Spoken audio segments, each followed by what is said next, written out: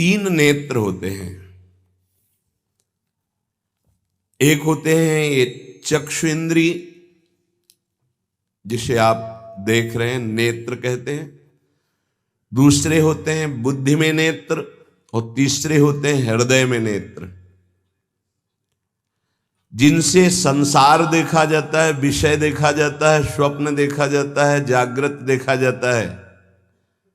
ये नेत्रेंद्रिय से देखा जाता है। इससे ना आप किसी महात्मा की स्थिति को देख सकते हैं, ना भगवत स्थिति को देख सकते हैं। ये केवल माया को देखने वाले नेत्र हैं जो सबके पास हैं। चक्षु इंद्रिय, ये इससे आप किसी की स्थिति नहीं देख सकते, इससे आप परमात्मा दर्शन नहीं कर सकते, इससे आप तत्व दर्शन नहीं कर सकते। ये केवल ब्रह्मा के द्वारा रचे हुए नेत्र, ब्रह्मा की रचना को ही देख सकते हैं, बस। आगे है बुद्धि नेत्र।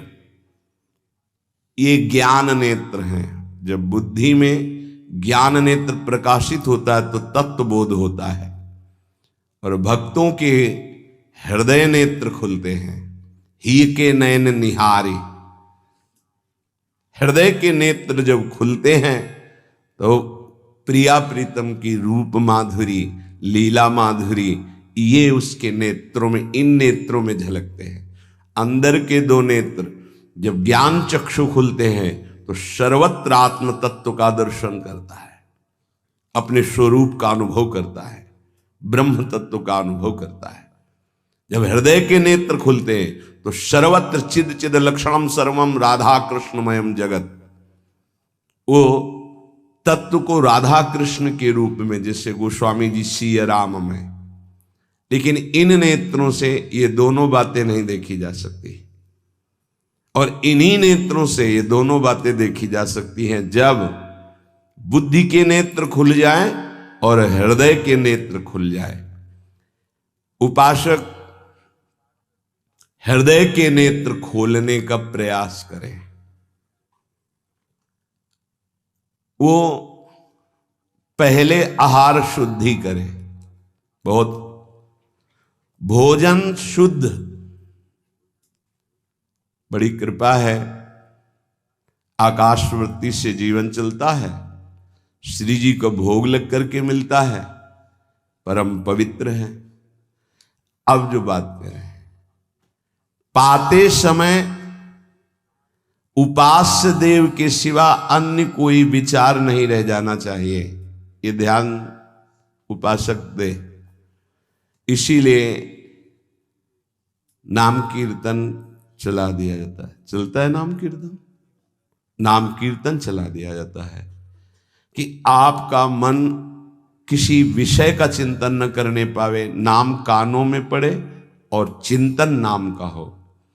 जब हम भोजन के साथ भजन चलाते हैं तो वो भोजन जब पचता है तो नस नस में परम पवित्रता और भजन के परमाणु फैलाता है।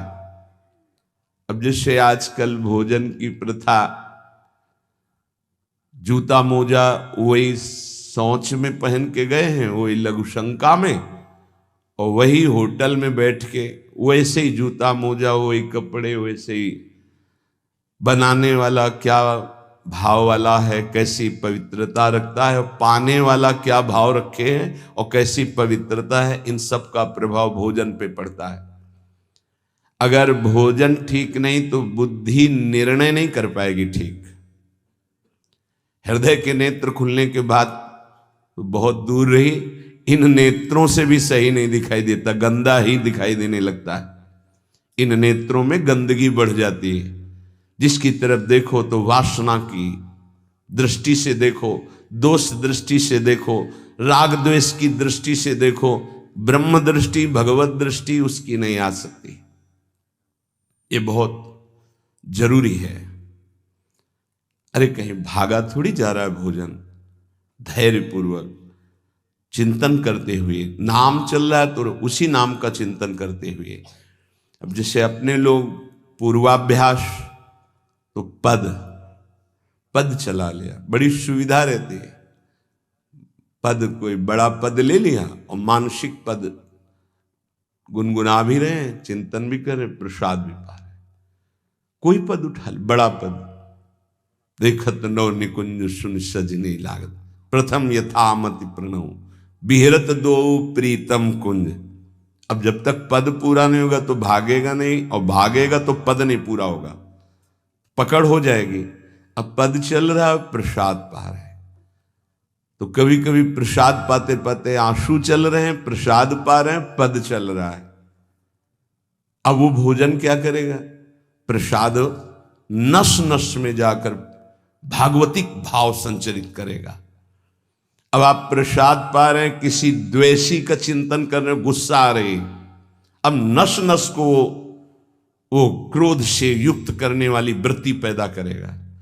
आप प्रसाद पा रहे हैं, कोई काम चिंतन कर रहे हैं, वही प्रभाव आपके अंदर पड़ेगा। हमारी पद्धति रही है प्रसाद पाने की, चाहे जितना पवित्र हो, पर भोजन पाने के पहले हाथ पैर धोए गए, कुल्ला किया गया, पवित्र हो करके फिर वहां बैठ करके, पद्धति थी आसन पीढ़ा चटाई बिछा दी गई, पवित्रता पूर्वक बैठे, भोग सामने आया, भगवद अर्पित प्रसाद है तो जय जयकार और कीर्तन करके पा रहे हैं। अगर वो ऐसी जगह से मिला है, भगवद अर्पित नहीं है, तो अपने सामने 1 मिनट रुक कर भगवद अर्पित करते हैं, फिर जय जयकार इष्ट की, गुरुदेव की, भगवान नामों की गूंज करके फिर पाते। वो प्रसाद हमारे हृदय में पवित्र भाव पैदा करेगा, भजन बढ़ेगा। भजन से ही हृदय के नेत्र खुलते हैं, भजन से हृदय के नेत्र, और हृदय के नेत्रों से ही प्रियालाल का दर्शन होता है, प्रियालाल का लीला चिंतन होता है। जो अपनी नस नस में नाम, पवित्रता, भक्ति, ज्ञान, तो भोजन में बहुत सावधान रहिए। ये 24 घंटे के लिए हमारे विचारों को अपवित्र या पवित्र करेगा भोजन। अगर अशुद्ध भोजन हो गया तो 2-3 दिन तक तो विक्षेप पड़ेगा ही। अगर बहुत ही निषिद्ध भोजन हो गया तो हो सकता है कि भजन भी रुक जाए, विक्षेप क्या रुक जाए, ऐसा ऐसा भोजन होता है। भोजन बहुत संभाल के, भले भूखा रहना पड़े तो अच्छा है 1-2 दिन, पर ऐसा भोजन ना होने पावे जो हमारे भजन को छीण करे। प्रायः जब श्री जी की शरणागति दीक्षा दी जाती है यहाँ, तो पहला कि तुम्हें 11 माला गुरु मंत्र के तो करने ही हैं, दूसरा 12 पद चतुरासी जी के पढ़ने ही हैं पक्का, तीसरा तुम्हें उस रसोई से कभी भोजन नहीं पाना है जिसमें मांस बना है, जिसमें मांस रांधा गया है। भले तुमको वहां दाल रोटी खीर और ये सब बना के दे, पर वो सात्विक भोजन नहीं होगा, वो राक्षसी भोजन होगा, क्योंकि वो रसोई अपवित्र है, उसके पात्र पवित्र। ये दीक्षा के समय दिया जाता है। चौथा, जो तुम्हारे उपासना की, इष्ट की, गुरुदेव की, संतों की, भगवत स्वरूपों की निंदा करे, वो चाहे रिश्तेदार, नातेदार, चाहे कोई भी हो, हम उससे संभाषण बैठकर नहीं करेंगे, कान में उंगली डालकर राधा राधा बोलकर चले जाएंगे। ये दीक्षा के समय शिक्षा दी जाती है। यदि आप अपने कुसंग को नहीं त्याग सके, भोजन का सुधार नहीं कर सके, तो भजन में रुचि नहीं होगी। ध्यान रखना, हम जैसा अन्न पाते हैं वैसा मन बनता है, जैसा मन होता है वैसे ही चिंतन होता है। हमें हृदय के नेत्र खोलने हैं तो हमें आहार पवित्र करना है। पवित्र आहार पवित्र चिंतन के साथ हमें पाना है, ऐसे जल्दीबाजी नहीं। जल्दीबाजी है तो हम नहीं पा रहे हैं, जब हमें समय होगा पा लेंगे। कोई प्राण थोड़ी निकल जाएंगे, एक बार न पाएंगे, एक दिन ना पाएंगे, नहीं निकलते। कई दिन भोजन न पाने पर भी ऐसा नहीं होता कि प्राण निकल गए। बड़ी सामर्थ्य है, प्रभु ने सामर्थ्य दी है। उपासक सावधान रहे, कहीं प्रसाद पाते समय कोई ऐसा दृश्य, ऐसी वार्ता न कर बैठे जो भजन में बड़ी हानि पैदा कर दे। जैसे आप मोबाइल रख लिए और आप ऐसे दृश्य देख रहे हो जो आपका सर्वनाश करने वाले हो, भोजन पा रहे हो, तो आप निश्चित समझ लेना, निश्चित भ्रष्ट हो जाओगे, आगे नहीं बढ़ पाओगे, गिर जाओगे। भोजन के समय यदि आपका मन पद में नहीं लग रहा, भजन में नहीं लग रहा, तो जैसे यंत्र है आपके पास, तो चतुरासी जी लगा दीजिए, सत्संग लगा दीजिए। आपका चिंतन बनना चाहिए भागवतिक, कोई गलत चिंतन नहीं। और अगर कोई पास बैठा है तो वार्ता नहीं होनी चाहिए। भोजन के समय वार्ता निषेध है, वो वार्ता का समय नहीं, वो एकाग्रता पूर्वक पूरे 24 घंटे के लिए हम अपने विचार पावन करने के लिए बिल्कुल मौन होकर के भगवत चिंतन या भगवत श्रवण करते हुए प्रसाद पावे। आप सब आज से ये नियम ले लें, केवल परोसने वाले की आवाज सुनाई देनी चाहिए। श्री जी का प्रसाद जो आप परोस रहे हैं उसका उच्चारण करते हुए आपको प्रसाद, रोटी प्रसाद चाहिए तो वो पूछ सकते हैं। इसके अलावा पाने वाले की आवाज बस जी दे दीजिए, इससे ज्यादा कोई शब्द नहीं आना चाहिए। देखो, अगर प्रार्थना मानोगे तो आप आगे परमार्थ में बढ़ोगे। जो प्रसाद पाने का समय है वो बहुत 24 घंटे के भजन के लिए बहुत कीमती बात है। अगर उस समय आपका कोई प्रपंच वार्ता, कोई लौकिक वार्ता, राग द्वेष वार्ता, बिल्कुल नहीं, मौन आज से नियम रख लो। दे दीजिए ये शब्द उच्चारण और ले लीजिए प्रसाद ये शब्द, इसके अलावा और कोई शब्द नहीं होना चाहिए। अगर आप हमारी प्रार्थना नहीं मानते हैं तो ये अपराध होगा, आज्ञा का उल्लंघन होगा और वो आपके लिए बहुत ही हानिकारक होगा, जो आपकी बुद्धि को क्षय करेगा। इसलिए प्रार्थना है, आप प्रसाद पाते समय सब मौन का आश्रय, केवल स्वीकृति हां दे दीजिए और प्रसाद बांटने का जो उच्चारण है या अमुक प्रसाद ले लीजिए। बस इस नाम कीर्तन चलता है, नाम कीर्तन सुनिए, या आपकी क्षमता है तो उस समय नाम जप करते हुए प्रसाद पाइए। आपको सावधान रहना, जो एक बार आदेश हो जाए उसका उल्लंघन ठीक नहीं है और उसको तत्काल लागू किया जाए। अगर नहीं किया जाता तो उसे प्रमाद स्थिति कहते हैं और फिर बुद्धि भ्रष्ट हो जाती है। कोई भी, चाहे वो साध्वी हो या उपासक हो, साधु हो, आज्ञा का उल्लंघन करने का स्वभाव ना डाले, नहीं तो प्रमाद स्थिति घसीट ले जाएगी। आज से जहां प्रसाद पाना प्रारंभ होता है और प्रसाद आचमन करने तक मौन, फिर हमें वार्ता ही किसी से करनी। प्रसाद पाने के समय वार्ता, ये तो हमें बात समझ में ही नहीं आई। उस समय कौन सी संगोष्ठी होती है, उस समय कौन सा प्रसंग होता है प्रिया प्रीतम के लीला चरित्र का? उस समय तो हम प्रसाद का स्वाद लेते हैं, उच्छिष्टामृत भुक्त वैव, प्यारी जू प्यारे जू ने पाया है, और नाम कीर्तन करते हैं तो हमारे हृदय के नेत्र खुलेंगे।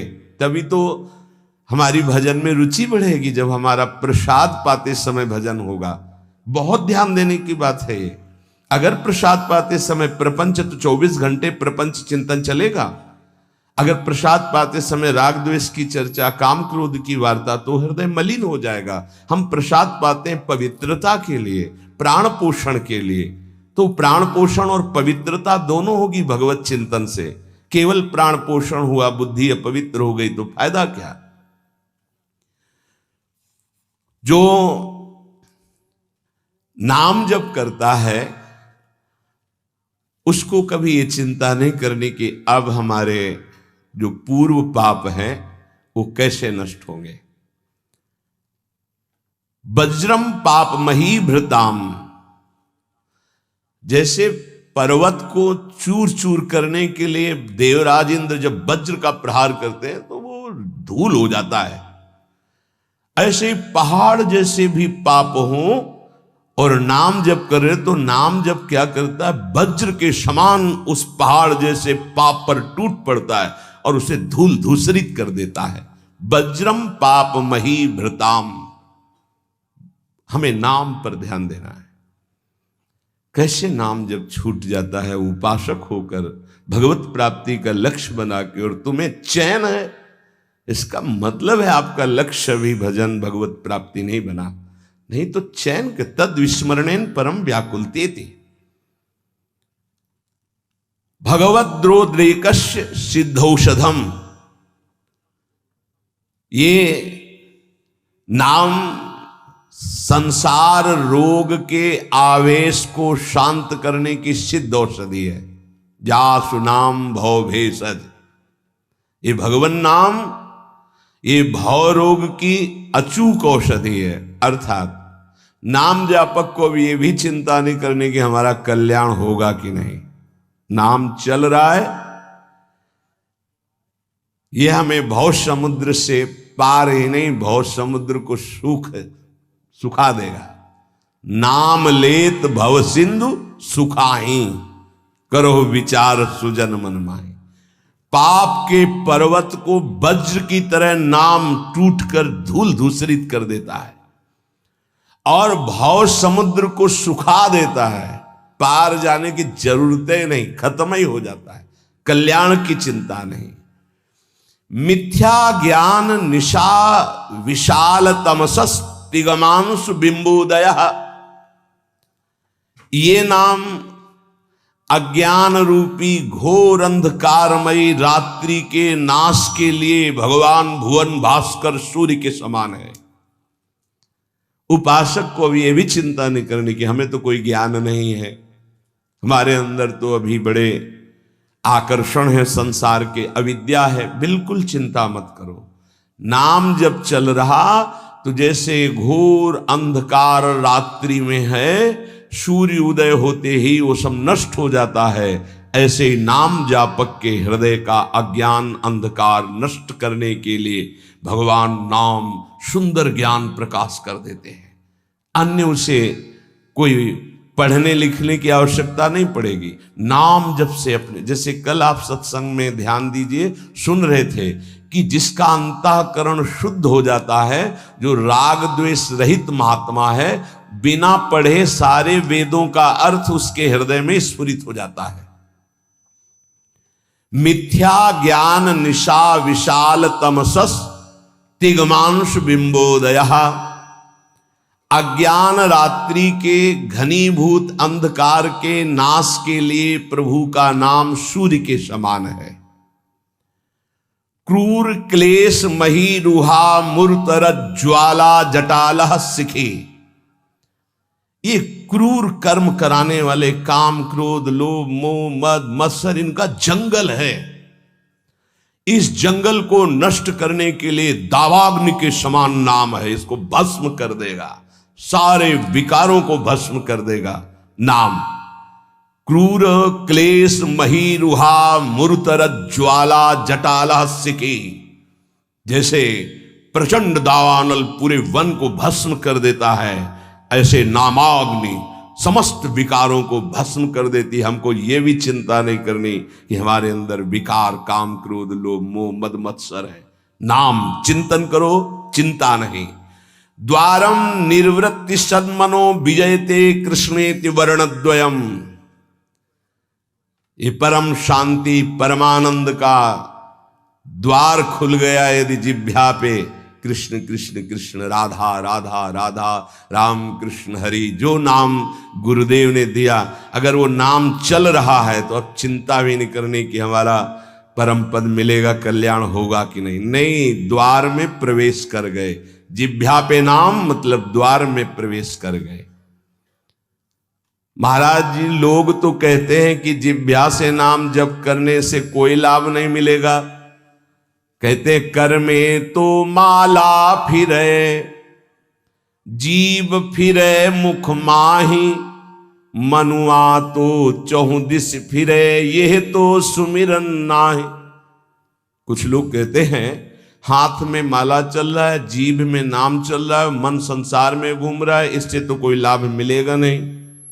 तो महाराज जी प्रायः नाम जब तो ऐसे ही होता है प्रारंभ में, तो उसको तो कोई फल ही नहीं मिलेगा। अरे ऐसा कहने वालों की बिल्कुल बात मत सुनो पूज्य उड़िया बाबा, ऐसा कहने वालों की बिल्कुल बात मत सुनो, उन्हें कहने दो, वो क्या जाने। नाम में अपार सामर्थ्य है, जिसकी जिह्वा में नाम स्मरण चल रहा है तो मन लगे ना लगे उसको फल अवश्य मिलेगा। ये बात इसीलिए भगवत प्राप्त महापुरुषों के वचनों को समझना चाहिए। अब कौन सा दोहा कहां से उठा के कैसे, अब अगर ये दोहा नए साधक को सुनाया जाए कि कर में तो माला फिरे और जीभ फिरे मुख माहि और मनुआ तो 34 फिरे, ये तो सुमिरन नाय, तो जो शुरू किया वो भी रख देगा माला कि फल ही नहीं मिलना तो हम क्या करें। पूज्य राधा बाबा, तुम चिंता मत करो, तुम मशीन की तरह जीभ से शुरू करो राधा कृष्ण राधा कृष्ण राधा कृष्ण राधा, बाबा के वचन, फिर तुम देख लेना।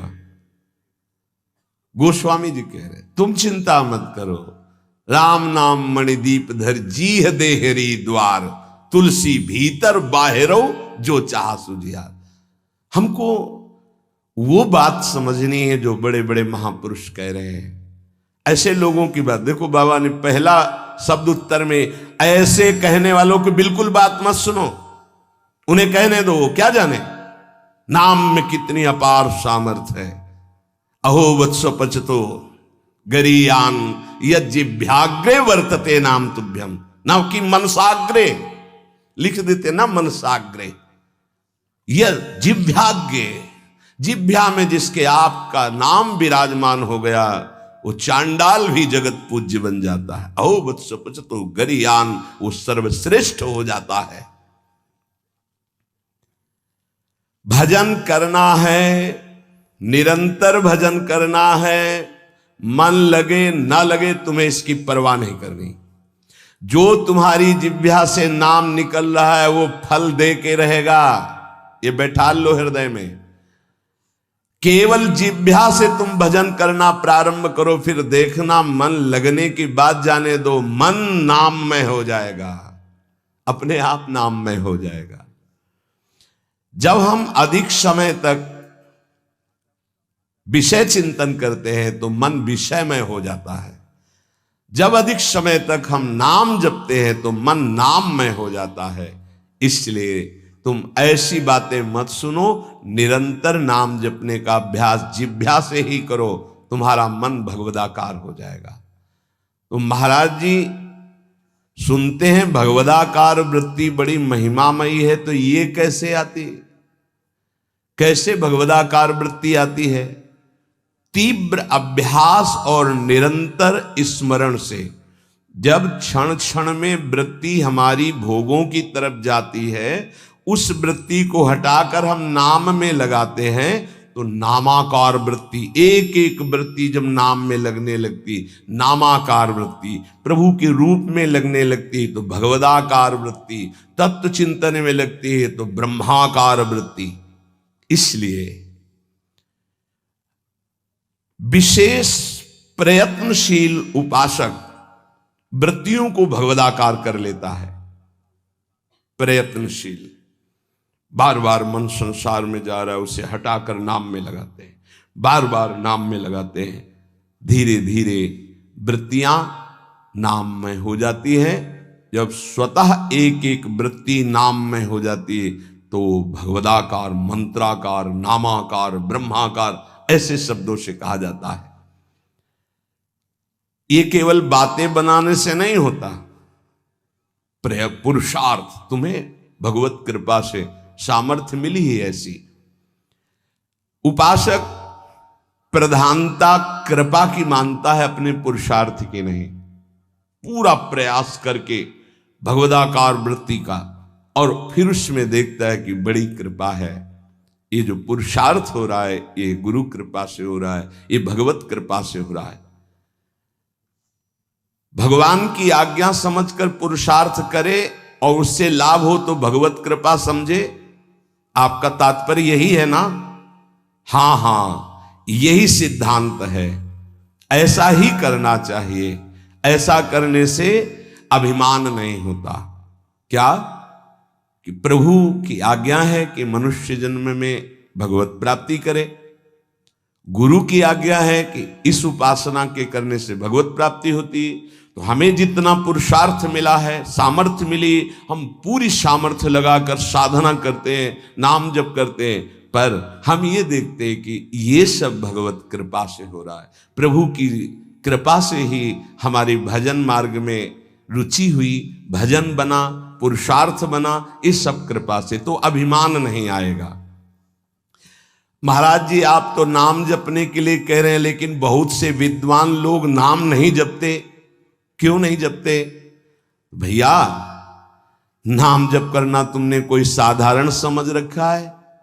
भगवत कृपा के बिना भगवान नाम नहीं लिया जा सकता। हरिवंश कृपा हरिवंश कहें, हरिवंश कहें, हरिवंश लहें। हरिवंश कृपा हरिवंश कहें, हरिवंश कहें, हरिवंश लहें। हरिवंश की कृपा से श्री हरिवंश, जो श्री हरिवंश कहते हैं, उनको हरिवंश की प्राप्ति होती है। अर्थात वृंदावन में विराजमान सहचरियों के मध्य में श्यामा श्याम, हा हरि रा राधा बा वृंदावन सा सहचरी, उनकी प्राप्ति होती। हम राधा राधा बोल रहे तो किशोरी जी बुलवा रहे, इसलिए बोल रहे। कृष्ण कृष्ण बोल रहे तो जेई कृष्ण ते नाम, मानो साक्षात भगवान कृष्ण नाम से स्फुरित हो रहे, साक्षात प्रिया जो राधा नाम से हमारी जिह्वा में विराजमान। तो ये जरूरी थोड़ी है कि विद्वान है तो भगवत कृपा पात्र ही है। भगवन नाम भगवत कृपा पात्र जन जपते हैं। भगवत कृपा के बिना नाम नहीं निकल सकता जिह्वा से। तो क्या एक उपासक अन्य नामों को जप सकता है? अन्य नामों का कीर्तन कर सकता है? अन्य रूपों का पूजन कर सकता है? एक उपासक जो किसी एक उपास्य देव में है, वो बहुत से उपास्य देवों की पूजा या नाम कीर्तन या नाम जप कर सकता है अच्छी तरह। उत्तर, अच्छी तरह कर सकता है, परंतु ये साधारण भक्ति में, गौड़ी भक्ति में, वैधि भक्ति में, अनुरागात्मिका भक्ति में नहीं। बाबा उत्तर दे रहे। तो जब हम वृंदावन की भूमि से भक्ति की बात करते हैं थे प्रेम भक्ति, प्रेम लक्षणा भक्ति की बात। इसीलिए रसना कटो जो अन रटो, निरखी अन फुटो नयन, श्रवण फुटो जो अन सुनो, श्री राधा जस बैन। जैसे प्रश्न करते हैं एकांतिक में कुछ भक्त उपासक कि हम तो अमुक अमुक अमुक अमुक बहुत भगवान विराजमान किए हैं, तो सब भगवाने के स्वरूप हैं, आप मना क्यों करते हो? नहीं, मना नहीं है। साधारण भक्ति तो सबकी ऐसी होती है, लेकिन जब अनुरागात्मिका भक्ति, प्रेम लक्षणा भक्ति की बात आती, तब अनन्यता आ जाती है। जैसे गोस्वामी जी सिया राम में सब जग जानी कह रहे हैं, फिर ये जब उनकी अनन्यता की बात सुनो तो कह रहे हैं बने तो रघुवर ते बने और बिगड़े तो भरपूर, और तुलसी औरंते बने ताबनबे पे धूल। जब सिया राम में सब जग जानी तो और कौन बचा? यहां ज्ञान नहीं, ये प्रेम अनन्यता है। एक भरोसो, एक बल, एक आस विश्वास, एक राम घनश्याम हित, चातक तुलसीदास। जैसे चातक आकाश से बरसे हुई स्वाति के बूंद के सिवा और कुछ ग्रहण नहीं करता, ऐसे ही प्रेम भक्ति मार्ग का उपासक अपने आराध्य देव के नाम रूप लीला धाम के सिवा अन्य उसकी कोई भावना ही नहीं रहती। तो जब तक अनुरागात्मिका भक्ति का परिचय नहीं मिला, उसमें नहीं, तब तक ये सब चलता है। थोड़ी देर ये, थोड़ी देर ये, थोड़ी देर इनकी उपासना, इनका कीर्तन, इनकी चालीसा, इनका पाठ, ये प्रारंभिक भक्ति। लेकिन प्रेम लक्षणा भक्ति में जाकर के वो समिट जाता है।